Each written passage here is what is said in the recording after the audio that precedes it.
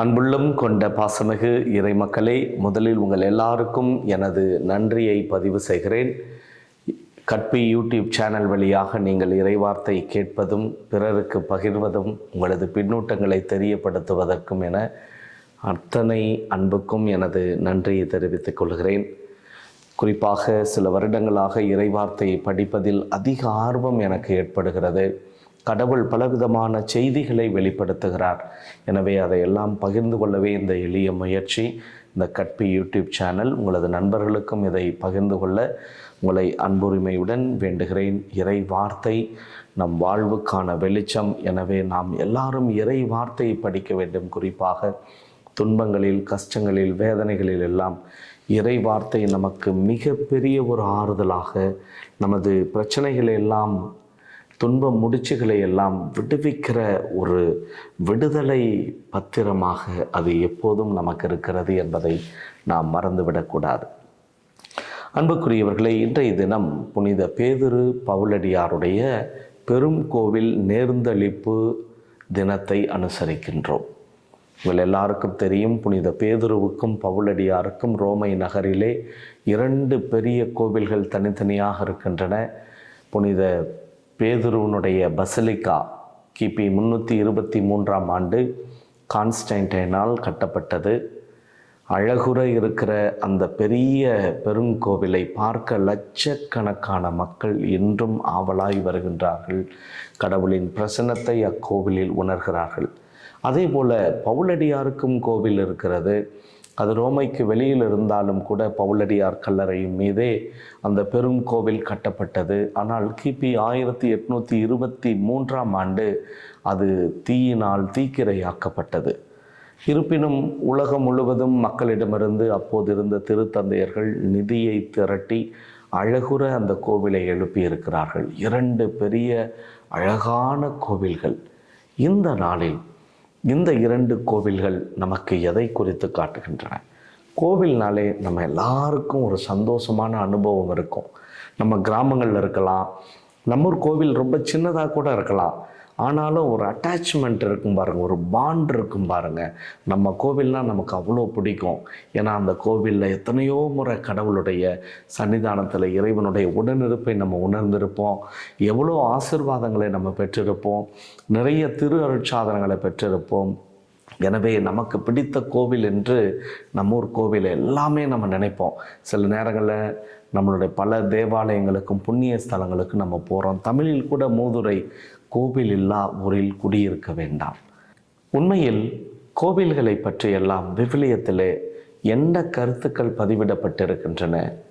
எரேமியா புத்தகத்தில் நாம் வாசிக்கிறோம், டிசெப்டிவ் வேர்ட்.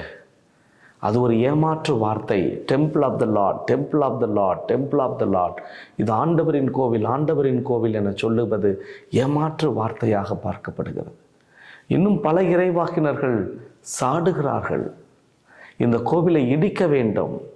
பாருங்கள், புதிய ஏற்பாட்டில் கூட நாம் வாசிக்கிறோம், இந்த கோவிலை இடித்து விடுங்கள், நான் இதை 3 நாளில் கட்டி எழுப்புவேன் என நம் ஆண்டவர் சொல்லுகிறார்.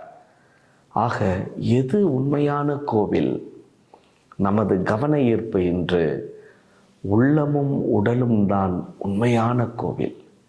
இன்னைக்கு புனித பேதுருவுக்கு ஒரு பெரும் கோவில், பவுலடியாருக்கு ஒரு பெரும் கோவில் என கட்டப்பட்டிருந்தாலும் உண்மையில் அவர்களது வாழ்வு நமக்கு படிப்பிக்கிற பாடங்களை பாருங்களேன். குறிப்பாக பவுலடியார் என்ன சொல்லுகிறார்? கொரிந்தியருக்கு எழுதிய முதல் திருமுகம் 3வது அதிகாரத்திலே 16வது வசனத்தை பாருங்கள். நீங்கள் கடவுளுடைய கோவில் என்றும் கடவுளின் ஆவியார் உங்களில் குடியிருக்கிறார் என்றும் உங்களுக்கு தெரியாதா என்ற கேள்வி எழுப்புகிறார். தொடர்ந்து 17வது வசனம், ஒருவர் கடவுளின் கோவிலை அழித்தால் கடவுள் அவரை அழித்து விடுவார், ஏனெனில் கடவுளின் கோவில் தூயது, நீங்களே அக்கோவில் என எழுதுகிறார். ஆக பவுலடியாரை பொறுத்தவரை உண்மையான கோவில் என்பது நமது உள்ளம்தான், நமது உடல்தான். கடவுள் தங்கும் பரிசுத்த ஆலயமாக நமது உடலையும் உள்ளத்தையும் மாற்ற வேண்டும் என்பதுதான் அவர் சொல்லுகின்ற உண்மையான கூற்று. பாருங்கள், கடவுளின் கோவிலை யார் அழிக்க முடியும் என்றால் நாம் தான் நமக்கு அழித்து கொள்ள முடியும். அதனால்தான் அவர் தொடர்ந்து எழுதுகிறார், கடவுள் எழுப்புகிற கட்டடம் நாம். ஒவ்வொருவரும் பலவிதமான முறைகளில் அந்த கட்டடத்தை எழுப்புகிறார்கள். அவரே குறித்து காட்டுகிறார். சில நேரங்களில் அந்த கட்டடத்தை பொன்னால் எழுப்பலாம், வெள்ளியால் எழுப்பலாம், விலை உயர்ந்த கற்கள், மரம், புல், வைக்கோல் போன்ற எதுனாலும் எழுப்பலாம். ஆனால் எப்படி கட்டினீர்கள்? அவரவருடைய வேலைப்பாடு இறுதி நாளில் வெளிப்படும். கடவுளுடைய கட்டடமாய் இருக்கிற எனது உடல் எப்படி நான் அமைத்துக் கொள்கிறேன்? பாவமில்லாத பரிசுத்த வாழ்வு வாழுகிற போது எப்படி எனது உடலை கடவுள் தங்குகிற இல்லிடமாக மாற்றுகிறேன் என்பது ஒரு நாள் புலப்படும் என அவர் குறித்து காட்டுகிறார். எனவே அவர் என்ன சொல்லுகிறார் பாருங்கள். கொரிந்தியருக்கு எழுதிய முதல் திருமுகம் 3வது அதிகாரம் 10வது வசனம்,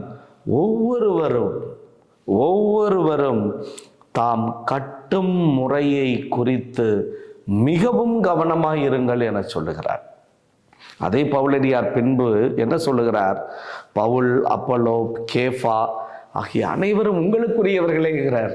எங்களுக்கெல்லாம் கோவில் கட்டியிருக்கிறீங்கப்பா, பட் நாங்களாம் உங்களுக்குரியவர்கள். அதாரே உலகம், வாழ்வு, சாவு, நிகழ்காலம், எதிர்காலம் எல்லாம் இந்த உலகத்துக்குரியவை. ஆனால் நாம் கிறிஸ்துவுக்கு உரியவர்கள். அழியா வாழ்வை கொண்டிருக்க வேண்டிய உடலாக, தாழ்வுக்குரிய நம் உடலை மாட்சிக்குரிய அவர் உடலின் சாயலாக மாற்ற தூய்மையை நாம் கை கொண்டிருக்க வேண்டும். இதான் பவுலடியார் குறித்து பேசுகிற உள்ளம் என்னும் கோவில். பேதுரு கூட எப்படி சொல்லுகிறார் பாருங்கள். பேதுருக்கு எழுதிய முதல் திருமுகம் 1வது அதிகாரம் 15 உங்களை அழைத்தவர் தூய்மை உள்ளவராய் இருப்பது போல நீங்களும் உங்கள் நடத்தையில் எல்லாம் தூய்மை உள்ளவர்களாய் இருங்கள். தொடர்ந்து 2வது அதிகாரத்திலே அவர் சொல்லுகிறார், உயிருள்ள கல்லாகிய இயேசுவை அணுகுங்கள். ஆவிக்குரிய இல்லமாக நீங்கள் கட்டி எழுப்பப்படுவீர்களாக என அவர் எழுதுகிறார். ஆக இந்த 2 பெரிய புனிதர்களுக்கு பெருங்கோவில் நேர்ந்தளிப்பு தினத்தன்று நமது கவன ஈர்ப்பு, நமது உடலாகிய உள்ளமாகிய கோவிலை நாம் கட்டி எழுப்ப வேண்டும். திருமூலர் அழகுற தமிழிலே சொல்லுகிறார், உள்ளம் பெரும் கோவில், இந்த ஊன் உடம்பு ஆலயம், கள்ள புலன் 5 காலா மணி விளக்கே என எழுதுகிறார். புலன்களை அவர் கள்ள புலன்கள், அதாவது அழிவை தரக்கூடிய புலன்கள் என எழுதுகிறார். குறிப்பாக விட்டில் பூச்சியை பற்றி நம்ம கேட்டிருப்போம். வெளிச்சத்தை பார்த்த உடனே அதன் அருகில் அந்த விட்டில் பூச்சி இறந்து போகும். கண்ணால் மடிகிறது பாருங்கள் விட்டில் பூச்சி. வண்டு பூவின் வாசத்தை முகர்ந்து பூவை தேடி அதற்குள்ளேயே மூழ்கி இறந்து போகிறது. நாசியால் அழிகிறது வண்டு பாருங்க. மீன் தூண்டில் புழுவை பார்த்தவுடன் சாப்பிடும் வேட்கையில் ஆசையாய் ஓடி பிறகு அந்த இரையிலே மாட்டிக்கொள்ளுகிறது. வாயால் அழிவை தேடிக்கொள்வது மீன். அசுனம்னு ஒரு பறவை இருந்தது. அந்த பறவை இனிமையான யாழ் இசைக்கருவியை மீட்டுகிற போது அப்படியே அருகில் வருமா.